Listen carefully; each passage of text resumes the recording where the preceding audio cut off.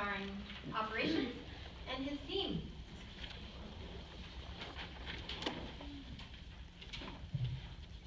Thank you.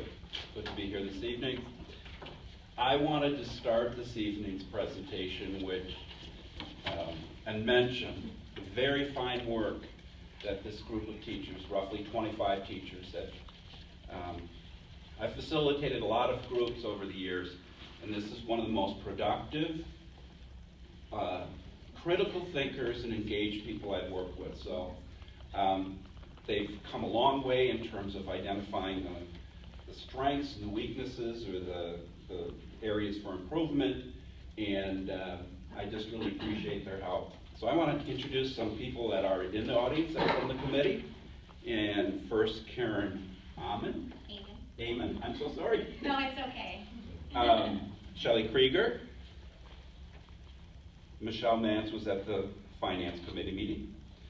Kara Petzel. And Sherry Caston. So the purpose of tonight's presentation is to give you an update on the work of the committee and to share with you the progress we've been making. And then at the end of the presentation, we'd like to give you some thoughts in terms of how we can continue our work. So let me introduce my fine panel of experts that are going to help me make the presentation this evening. So we have Kristen Krasinski, and she teaches first grade at Decorah. Tanya Lohr teaches social studies at West High School. Joni Klemstein, sixth grade Silverbrook. House 6 blue. Very proud of that. And Jason Penterman, who teaches 7th and 8th grade language arts at Badger. So let's begin. Let's review the purpose of the study. The study was initiated, but the overall purpose of the study is to identify the strengths as well as the areas that may need some improvement. And please keep in mind that the committee work took the perspective of a teacher.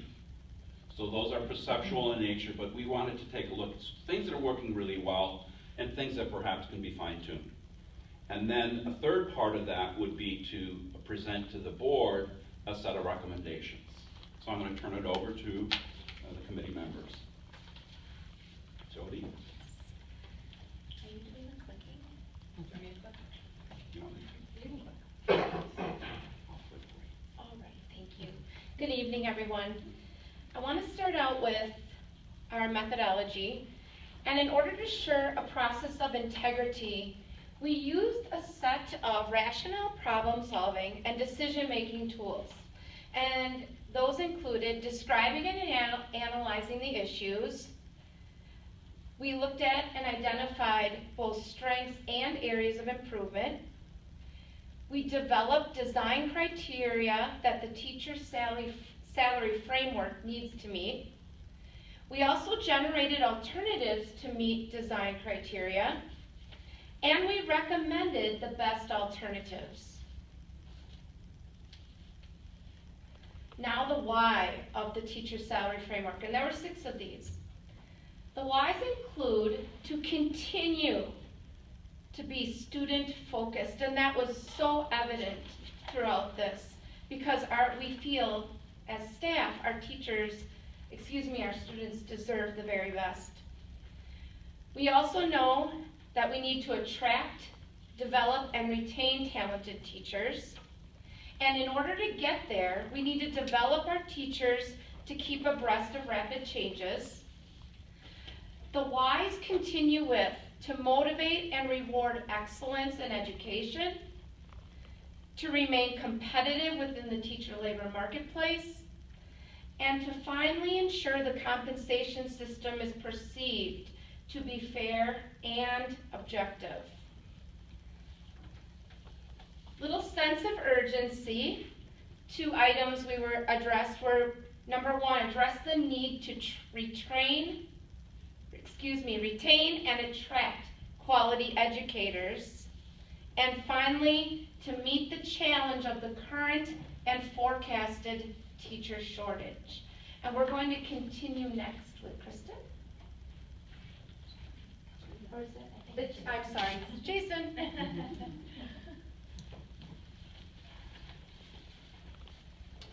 Hello. I had the same cold that Tanya Schmidt had. It lasted about 7 to 10 days.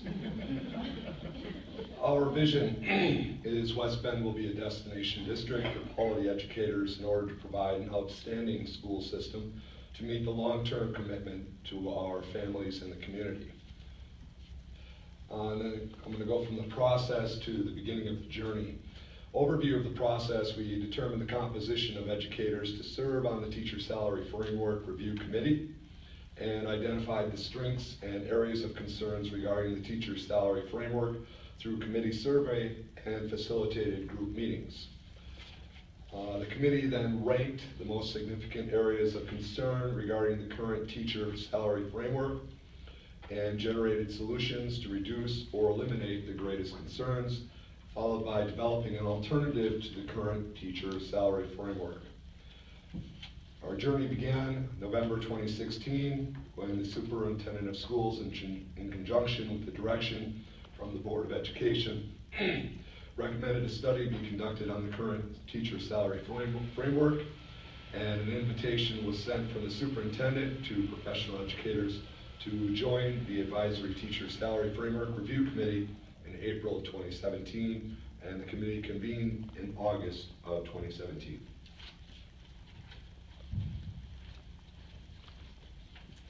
Okay, so we had multiple committee meetings, and they were facilitated by Russ.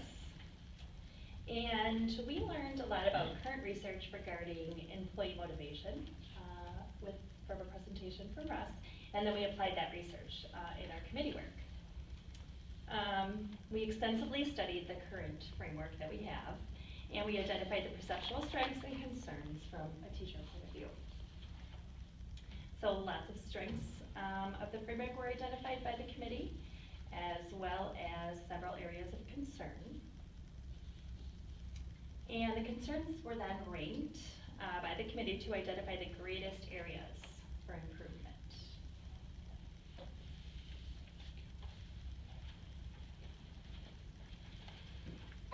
Okay. So the next step was to take a look at other compensation plans. So once we identified what the strengths were and then what the areas of concern were, we looked at other compensation plans to take a look at how some of these areas of concerns are dealt with in other plans. And then we started to create some additional or some changes to the compensation framework that would address these concerns. And started working on, well, what would these changes in the plan look like? And there were three main things that we ended up talking about in terms of proposed changes to the current plan.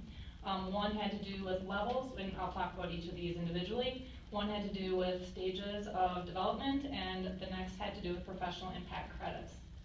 So one of the things that was really important when the group talked about, and this was, the group was outstanding, it was K through 12, actually it was age 4 to 12, pre-K. What do you want to call you? All right, 3-year, I'm so sorry. So we had actually pre-K all the way up to 12th grade. We had teachers from every discipline, every building, special ed, like every speech pathologist, every group of people was represented. And one of the things that really became clear in the group was that people felt that if you wanted to retain quality teachers, you had to reward teachers for being here and for staying here. And so we came up with levels, as granting a level to teachers each year that they successfully, effectively complete a year of teaching in our district, which I think addresses the concern brought on by the parent tonight as well. And then we also developed 5 career stages. So looking at as you increase your skills and as you increase your knowledge, that there's an increase in the plan as well. So we came up with novice, professional, experienced, advanced, and expert. And the way that you would move through these different stages is by participating in what we ended up calling professional impact credits. And another thing that was very clear with this very diverse group of teachers was that we all improve our craft in the classroom in different ways, and that there can't be just one or even 2 ways to improve yourself in the classroom and to stay updated with your skills. And so I think one of the neatest things about this plan that we are proposing is that it recognizes that there's lots of ways for teachers to improve. So looking at professional impact credits, and we tried to equalize the different ways of improvement in the classroom, and so we used hours of an activity. So we're looking at the idea of having one professional impact credit for every 15 hours of development. So our suggestions are to give professional impact credits for taking grad classes, for being in a CLS demonstration classroom, for teaching professional development, and continuing with professional development classes in the district. Thank you. Well, I hope you can get a feel for the amount of work that's gone into this. But at this point, some of the paint hasn't dried on the walls, and we're still planning some other rooms. So what we'd like to do is recommend to the board that we be given a little more time, not that we're going to relax, but we would like to recommend that for the current year, for 2017-18, that we use our current teacher salary framework. And there's some reasons behind that, that if we were to try to do this very quickly, even considering the time constraints that it takes, we can meet every 2 weeks for 2 hours. It's a lot of work that needs to be done, and our fear is that if we roll this out before some of those kinks are worked out of the system, that we may not have successful of implementation as we wish.